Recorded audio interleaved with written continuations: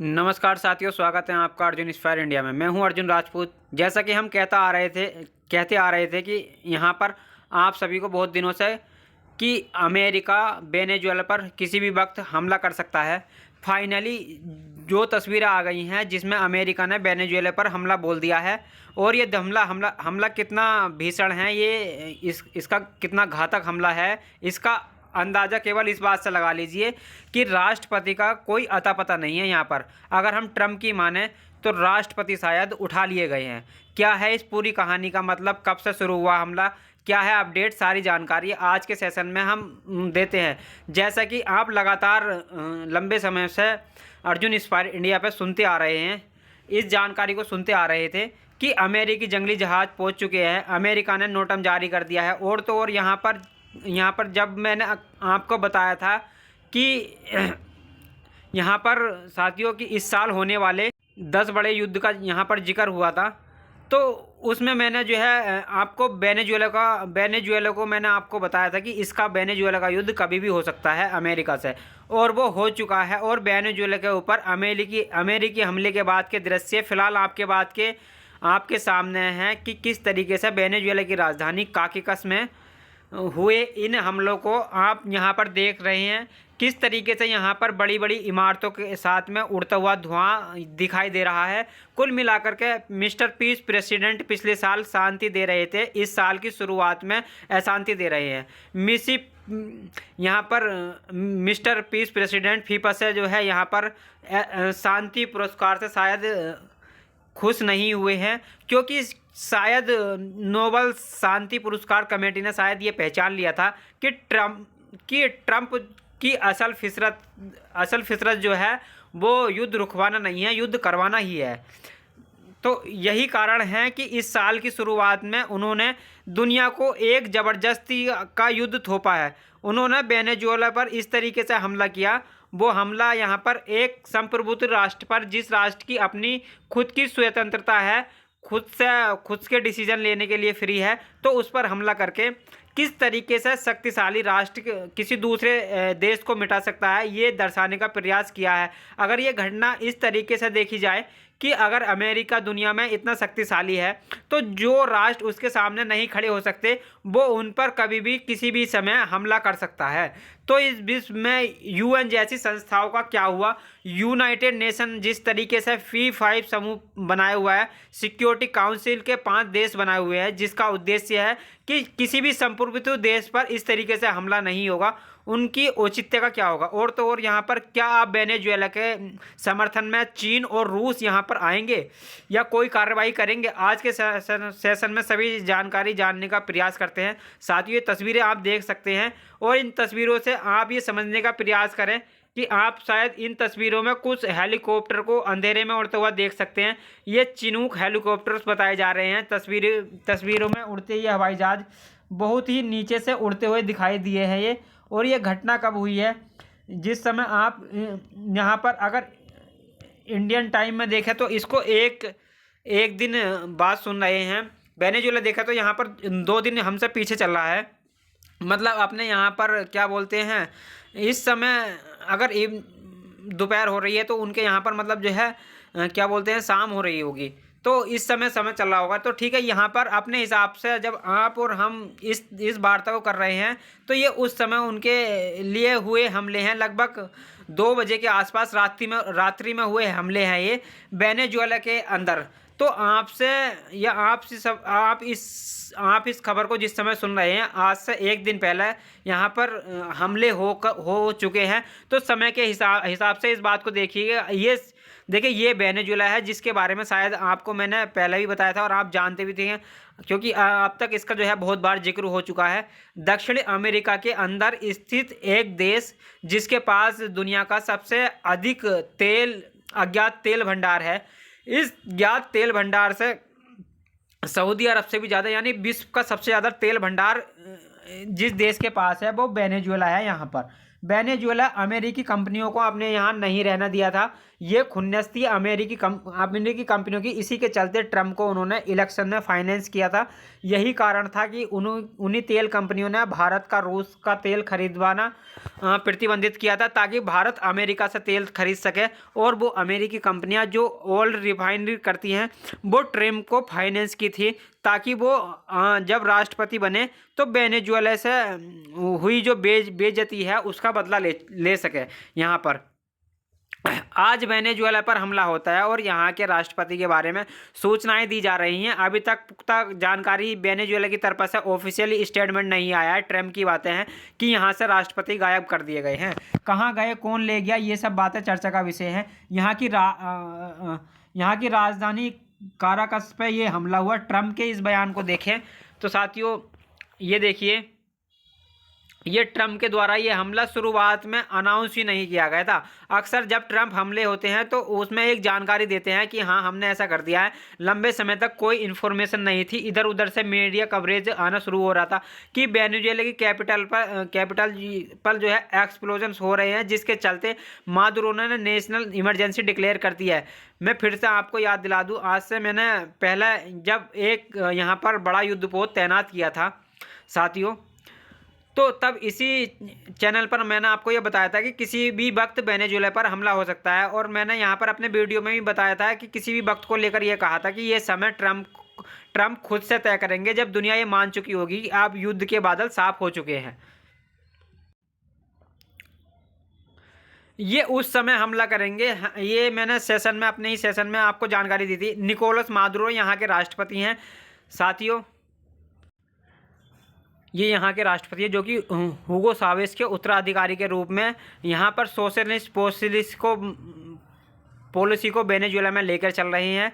Venezuela oil संपन्न राष्ट्र होकर के भी अत्यधिक महंगाई और गरीबी से जूझ रहा है, क्योंकि इन्होंने सरकारी नीतियां ऐसी अपनाई थी जिसमें जनता को सब मुफ्त देने की योजना चलाई गई थी। ये चाहे एजुकेशन हो, चिकित्सा वाटर हो, ये तमाम प्रकार की सुविधाएं। और ऐसे में इन्होंने सरकारी खजाने खूब लुटाए। जो तेल निकालने और रिफाइन करने वाली कंपनियां थीं उन्हें उन्हें जो है सरकारी बना दिया, और प्राइवेट कंपनियों को पूरी तरीके से सरकार के अंडर में ले लिया। बड़ी बड़ी तेल कंपनियां जो मुनाफे में रहना चाहती थी या मुनाफे में रह रही थी, वो सरकारी की नीतियों के चलते बंद हो गई। उन्हें यहाँ पर जब सबको एक जैसा ही लाभ मिल रहा है, जब आप असल में साम्यवादी जो नीतियाँ हैं उनका सबसे बड़ा नुकसान ही ये होता है कि ये यहाँ पर क्या बोलते हैं, उन लोगों को हतोत्साहित करती हैं जो अपने मेहनत से अच्छे और प्रदर्शन करना चाहते हैं। अगर सरकार सही से ये कहने लगे कि मैं सबको एक जैसी नौकरी, सबको एक जैसा भोजन और सबको एक जैसा जीवन दूंगा, तो ऐसे में यहाँ पर व्यक्ति जिसके अंदर करने का खुद के मेहनत करके अपने जीवन स्तर को ऊंचा उठाने की चाह है, तो वो मेहनत करना छोड़ देता है। तो ऐसा साम्यवादी नीतियों में, सोशलिस्ट नीतियों में देखा गया है। जब ये बहुत ज़्यादा काम करने लगते हैं तो लोगों से काम करने की इच्छा छीन लेती है। तो इसीलिए प्रोग्रेस के लिए कैपिटलिस्ट जो अप्रोच है अमेरिका जैसे देश उसे थोपते हैं कि जिन्हें पैसे की भूख होगी वो तरक्की करेंगे, स्वार्थ के लोग तरक्की करेंगे, जिन्हें अपना सबसे पहले पता होगा वो लोग तरक्की करेंगे। वो इसी सोच को दुनिया के अंदर फैलाते हैं। वेनेजुएला का फेल हो जाना यहाँ पर आने वाले समय में ये चर्चा का विषय बनेगा कि अगर ये देश सऊदी की तरह तेल निकालने में अमेरिका की मदद पहले ले लिया होता, या फिर ये देश उतना डेवलपमेंट होते हुए भी अगर ये अपने यहाँ प्राइवेट कंपनी को डेवलप होने दिया होता, तो शायद ये सऊदी से भी ज़्यादा पावरफुल, क्योंकि इसके पास इतना सेल है कि सऊदी से भी ज़्यादा तेल है, विश्व का सबसे ज़्यादा ज्ञात तेल भंडार है। तो निश्चित ये बहुत बड़ी जो है एक निश्चित अर्थव्यवस्था बन के उभरता। लेकिन यहाँ की सरकार की नीति और यहाँ की जनता को जो मुफ्तखोरी पसंद आई, उसके चलते आज देश ने रातों रात खुद पर होता हुआ हमला देखा। 4 बड़े शहरों को निशाना बनाया गया, जिसमें कराकस के अलावा यहाँ पर अलाबिया, मिनांडर, अगागुआ और ला गुआरा, ये जो है ग्वायरा शामिल हैं। यहाँ पर 7 हवाई हमले हुए हैं। तस्वीरों में आप हमले देखें तो आप उन हमलों की इंटेंसिटी से अंदाज़ा लगा सकते हैं कि ये कितने भीषण रहे होंगे। 10 विमान यहाँ पर अंदर घुसते हैं। आप यहाँ पर आते हुए दोनों को देख सकते हैं। यहाँ पर जो दोनों के प्रमुख सैन्य ठिकाने थे, मिलिट्री के जो ठिकाने थे, तो उनको निशाना बनाया गया है, जहाँ पर इनके जो है जहाँ पर इनके वेनेजुएला वालों के ठिकाने थे तो उनको निशाना बनाया गया। आप तस्वीरों में देख सकते हैं कि किस तरीके से यहाँ पर डिको को नष्ट कर दिया गया है। यानी कि पहला वेनेजुएला को चारों तरफ से इन्होंने ब्लॉकेट किया था। मैंने आपको बताया था उस समय पे जब समुद्र से इन्हें चारों तरफ से घेर लिया गया था। यहाँ आने जाने वाले सारे पानी के जहाज रोज रोक दिए गए थे। पूरी तरीके से इनका नक्शा भर दिया गया था कि अब ये यहाँ से निकल नहीं पाएंगे। चारों तरफ से उन्हें ब्लॉकेट किया गया। उसके बाद में सारी जगह मार्क की गई कि इसी जगह पे हम जो है सेना के सारे के सारे जो है सेना के डिफेंस इक्विपमेंट रखे हैं, तो यहाँ से ये अटैक कर सकते हैं, तो इस पोर्ट से ये भाग सकते हैं। और उन पर जैसे कोई आतिशबाजी हो रही हो तो उस तरीके से एक भीषण हमले को अंजाम दे दिया गया है। तो पहला प्राइमरी एक्सप्लोजर था, फिर सेकेंडरी एक्सप्लोजन दर्शाता है कि पहले यहाँ पर बॉम्ब फटता है, उसके बाद में जो रखे हुए वहाँ जो और बॉम्ब है वो फट जाते हैं। इस प्रकार से इनकी जो रिटेलियंस की पावर थी उसको भी ख़त्म कर दिया गया। यहाँ आप देख सकते हैं कि किस तरीके से ये जो हेलीकॉप्टर है ये अपने से सेना के जो ठिकाने हैं उन पर हमला करते हुए दिखाई दे रहे हैं।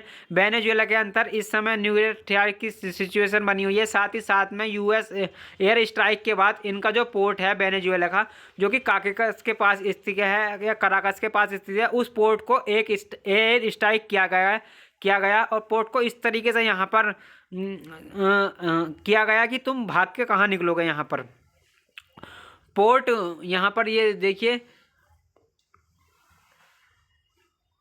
पोर्ट प्यूटो दा ला ग्वारा, तो यहाँ पर जो कि कराकस का पोर्ट है ये, तो उस पर इन्होंने हमला किया। कुल मिलाकर के इन्होंने पहले समुद्र से कैरेबियन सी को बंद किया, फिर उसके बाद में पूरी तरीके से स्पेन को लॉक किया, फिर पूरी तरीके से हवाई जहाज यहाँ पर पानी के जहाज चारों तरफा खड़े किए ताकि कोई बाहर ना निकल पाए। जितने की पानी के जहाज निकल रहे थे उन्हें एक एक करके यहाँ पर टारगेट करना शुरू हुआ था। उसके बाद में इनके पोर्ट को हमला शुरू किया। अब आपके सामने स्थिति है कि कोई ऑप्शन नहीं बचा। जब कोई ऑप्शन नहीं बचा तो आप हालात देख सकते हैं ला ग्वायरा के ऊपर कि इस तरीके से पूरी खंडर हो गया है। ये पूरा पोर्ट ख़त्म कर दिया गया है। पूरा एरिया पूरी तरह आग के हवाले हो गया है और यहाँ से निकलने वाली है, आप देख ही रहे हैं, तमाम फ्लाइट जो है बंद कर दी गई हैं यहाँ से निकलने वाली। ये सब शुरुआत में जब यहाँ पर लॉकेट माइंटर का जब हरकत लगना शुरू हुआ था तो इस समय ये शुरू समझ आ गया है कि हो सकता है कि यहाँ निकोलस मादुरो के ऊपर संकट आ चुका है। अमेरिका ने अपने फाइटर जेट के सारे ट्रांसपोर्टेशन बंद करवा के उन्हें हमले के लिए भेजा था यहाँ पर, ताकि वह फ्लाइट रडार पर कैप्चर ना किया जा सके। फ्लाइट रडार पर हुए इस हमले को किसी ने मॉनिटर नहीं किया क्योंकि वो हवाई जहाज उड़ तो रहे थे लेकिन किसी भी रडार में नहीं थे क्योंकि ट्रांसपोंडर बंद थे। क्या इस पर दुनिया के लिए प्रतिक्रिया है? जब तक मैं आपके सामने सेशन लेकर आया हूँ अभी शुरुआती प्रतिक्रिया इनके एक पड़ोसी देश कोलंबिया की यहाँ पर आई है। वेनेजुएला का जो पड़ोसी देश है वो इसे संप्रभुता के ऊपर हमला बता रहे हैं और वो यूएन से आह्वान कर रहे हैं कि इस पर अर्जेंट बैठक बुलाई जाए। ऐसा कोई देश कोई दूसरे देश पर हमला कैसे कर सकता है? ऐसा ही कैरेबियन कंट्री क्यूबा है, उसकी तरफ से भी एक इसे संप्रभुता पर हमला बताया गया। इन देशों के आपसी व्हाट्सएप जो ग्रुप है उस पर डिस्कशन चल रहा है कि यहाँ के जो बैलिस्टिक हैं उन पर हमला कर दिया गया है, प्राइवेट एयरपोर्ट पर हमला कर दिया गया है। सारे के सारे अपडेट अब लोकल लेवल पर चल रहे हैं। वेनेजुएला की सड़कों पर अब टैंक चलते हुए दिखाई पड़ रहे हैं और जनता यहाँ पर शहर छोड़कर जाती हुई दिखाई दे रही है। वेनेजुएला पर यह हमला संभावित था, ये सबको पता था, लेकिन इतना जल्दी यहाँ पर वेनेजुएला सरेंडर हो जाएगा या फिर एक रिएक्शन या एक हमले के बाद वेनेजुएला के साथ में सारा का सारा साम्राज्य हट जाएगा या बदल जाएगा। ये अमेरिका के परफेक्शन को दिखाता है और वेनेजुएला के खोखलेपन को। वेनेजुएला लगातार यहाँ पर अमेरिका को इस बात पर लगातार चैलेंज दिया जा रहा था कि, और ये सोचने वाली बात है कि वेनेजुएला ने डिप्लोमेसी में भी कितना लॉस उठाया होगा कि जबकि ये रूस से बात कर चुका था कि अमेरिका इस पर हमला करेगा तो रूस इसके साथ खड़ा होगा। तो क्या वेनेजुएला के लिए पुतिन कोई भी एक्शन लेंगे? क्योंकि ये सबसे बड़ा यहाँ पर सवाल है। सवाल इसलिए क्योंकि यूएस ने इसे बहुत लेट एक्नॉलेज किया है कि हाँ ट्रंप का हमला था, ट्रंप ने ये हमला कराया है। पूरी तरीके से ट्रेवल एडवाइजरी लेवल 4 जारी करके हमले की तैयारी की गई थी। तो इनके जो रक्षा मंत्री हैं यहाँ पर आप देख ही रहे होंगे, आप वेनेजुएला के, तो उनको भी हमले के अंदर निशाना बना दिया गया। इंटरेस्टिंग बात यह है कि मादुरो कल ही चाइना के प्रतिनिधि मंडल से मिले थे। चाइनीज लोग यहाँ आए हुए थे, इनकी यहाँ मुलाकात हुई है। इतना सीक्रेसी के साथ ट्रंप ने यह हमला प्लान किया कि 4 महीने पहले से प्लानिंग चल रही थी, और 1 महीने हमने कहा था कि किसी भी वक्त यहाँ पर हमला हो सकता है। हम चर्चा में आपके सामने इस बारे में आपको कह रहे थे कि जिस तरीके से प्लानिंग चल रही थी, ये हमला करेंगे। हमला के साथ साथ वेनेजुएला हमले के साथ लगातार जो है तैयारी में था कि किस तरीके से ये वेनेजुएला जो है पुतिन के साथ मिलकर के हमले का जो है या धमकी देंगे अमेरिका को कि अगर तुम हम पे हमला किए तो हम तुमसे बदला ले लेंगे। चाइना वाले लोग मिलने गए हुए हैं, उसके बावजूद भी इनके ऊपर हमला हो जाता है। यहाँ पर शुरुआती खबर आने लगी कि मादुरो के बारे में कोई खबर नहीं है। फिर थोड़ी देर बाद ट्रंप खुद निकल कर आते हैं कि मादुरो को हमने पकड़ लिया है, और उनकी यहाँ पर साथियों देखिए पत्नी को भी पकड़ लिया है, और पकड़ करके उन्हें यहाँ पर बाहर भेज दिया गया है। ट्रंप का खुद का जो है ट्रूथ हैंडल पर एक मैसेज आता है, और लिखते हैं यहाँ पर ये देखिए, यहाँ पर ये लिखते हैं साथियों कि पकड़े गए और उन्हें उस देश से बाहर निकाल दिया गया है। अब ये अमेरिका खुद अपने देश से लेकर चलेगा, या फिर उन्हें कोई वैसी कंट्रीज है कि जहाँ पर इन्होंने अपने युद्धपोत खड़े हुए हैं, तो उनमें से किसी देश के पास, या फिर ये जो ब्रिटिश आइलैंड्स यहाँ पर बने हुए हैं, इन पर से किसी जगह पर इनको ले जाया जाएगा। अब किसी को नहीं पता है।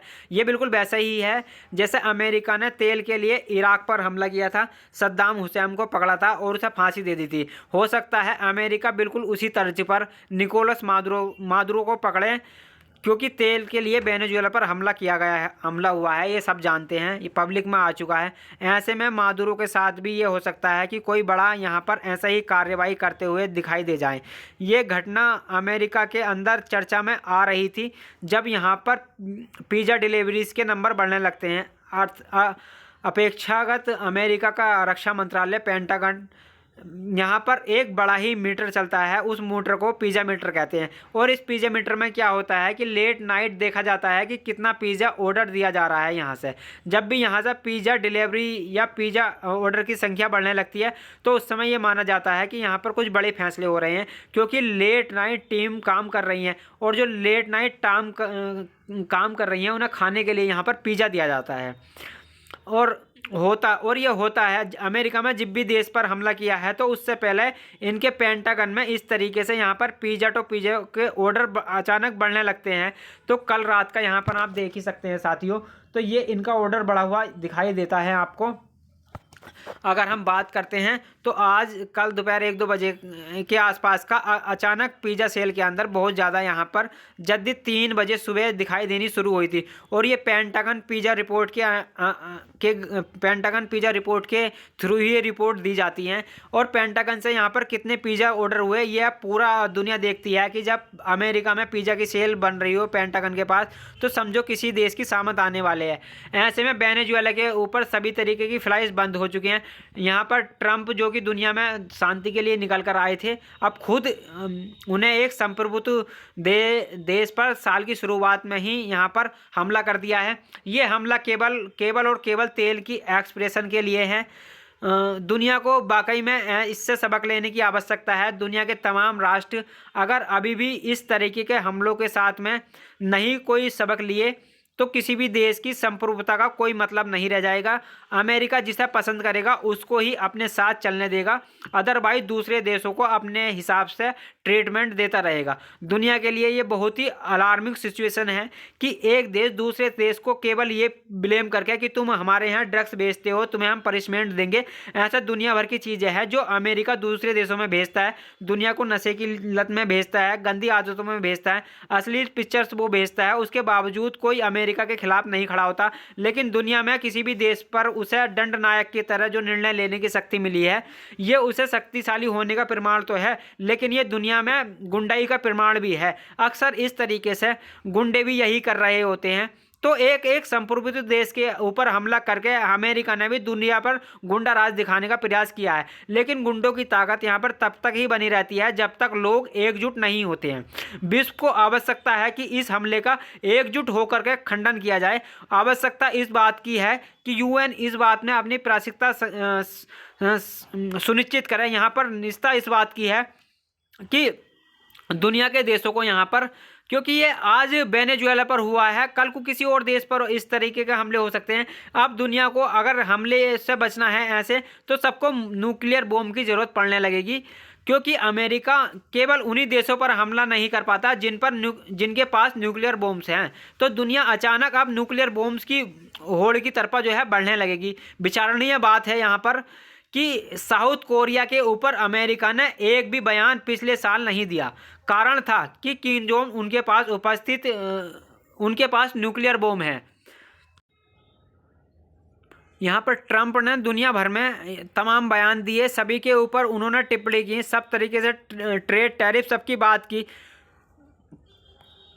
नॉर्थ कोरिया उनके यहाँ पर स्टेटमेंट से ही गायब था, क्योंकि उन्हें पता था अगर मेरी सनक के साथ अगर कोरिया की सनक चढ़ गई तो हम यहाँ पर हमारे साथ बहुत दिक्कत खड़ी कर सकता है। चुप मार करके उसे इग्नोर ही कर दिया, जैसे वो वर्ल्ड में एग्जिस्ट ही नहीं करता। बिल्कुल वैसे ही यहाँ पर आज ईरान को टारगेट किया जा रहा है, जब तक उसके पास न्यूक्लियर बॉम्ब नहीं है।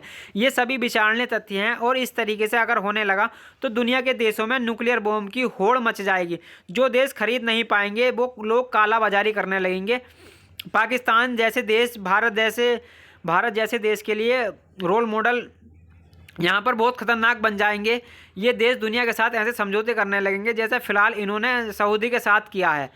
इस तरीके से दुनिया के अंदर बहुत अलग विचित्र स्थिति बनकर आ जाएगी। इसे सोचने और समझने की अत्यंत आवश्यकता है। वेनेजुएला जो कि दुनिया का सबसे ज़्यादा तेल का भंडार रखता है, इस पर हमले के लिए मैंने आप लोगों को 1 महीने पहले बताया था कि क्योंकि यहाँ पर ट्रंप लगातार अपनी हरकतों से बताए जा रहे थे कि पहले इनकी बोट्स को निशाना बनाया जा रहा था, बाद में फिर यहाँ पर इनके ऑयल टैंकर्स को सीज किया जाना शुरू हुआ। तब समझ में आया कि असली कहानी ड्रग्स की नहीं है, इनके तेल की है। अब वो आपके सामने आ चुका है। तो अब बड़ा सवाल है कि पुतिन के ऊपर भी आ चुका है कि क्योंकि दुनिया के अंदर अगर पावर बैलेंस करने की बात आती है तो रूस अभी तक जो है काउंटर पावर माना गया है, कि अमेरिका हमेशा रूस के डर से ऐसा नहीं करता था, या फिर चाइना को काउंटर पावर माना जा रहा है। और वाकई में ये यहाँ पर 2 देश एग्जिस्ट कर रहे हैं, क्योंकि यही वो दो देश अपोजिट फैक्टर हैं जो वेनेजुएला के साथ खड़े दिखाई दिए थे। ऐसे में क्या निकोलस मादुरो के साथ ये जो फोटो अपॉर्चुनिटी दिखाते हुए देश हैं, क्या ये वाकई में यहाँ पर वेनेजुएला के यहाँ पर कोई स्टैंड लेंगे? ये बड़ा सवाल होगा। अपडेट के साथ हम अगला सेशन जरूर लेकर आएंगे। अपडेट में वेनेजुएला के साथ कौन से देश चलकर आए ये वो बताया जाएगा, क्योंकि अभी तक जब तक हम आप तक ये बात सेशन लेकर आए हैं ऐसी कोई जानकारी बाहर नहीं आई है। मादुरो के बारे में कोई स्पष्ट बयान नहीं हुआ है। ट्रंप की मादुरो के खिलाफ कोई और कार्रवाई होती है यहाँ पर तो हम आपको उसे अवश्य लेकर आऊँगा। फिलहाल के लिए इतना ही। और साथियों, अपडेटेड रहने के लिए चैनल को सब्सक्राइब कर लीजिए। हमने कई बार आपसे कहा है कि अगर आप चैनल को सब्सक्राइब करके चलते हैं तो तमाम प्रकार के अपडेट्स आप तक ऑटोमेटिक दिखने लगते हैं, आपकी स्क्रीन पर आने लगते हैं वो अपडेट। तो अगर आप सब्सक्राइब करेंगे तो आपके पास नोटिफिकेशन भी यहाँ पर पहुंचेगा। तो इसका कोई चार्ज नहीं है, चैनल पर जाकर बस सब्सक्राइब का बटन दबा दीजिए। फिलहाल के लिए इतना ही। और देखिए साथियों, जैसा हम कहते हैं कि आप अपना ख्याल रखें, बड़ों को सम्मान करें, छोटों को प्यार दें और अपना व्यक्तित्व इस प्रकार से विकसित करें कि महिलाएं आपके साथ सुरक्षित और सम्मानित महसूस करें। धन्यवाद साथियों।